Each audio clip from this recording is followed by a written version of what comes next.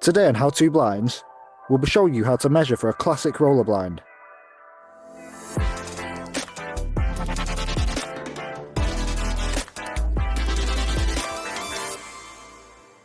First we'll measure the width. Measure the recess at the top, middle,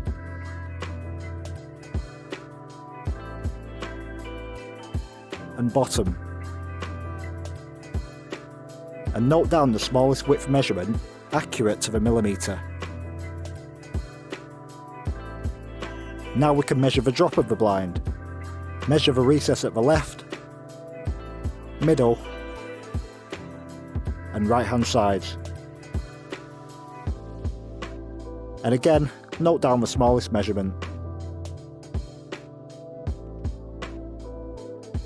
If you have any tiles or beading on your recess that might interfere with the bottom bar, make sure to measure the obstruction and deduct the measurement from your recess width.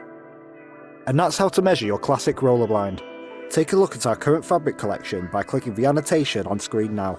Thanks for watching, and remember to like and subscribe for more on How To Blinds.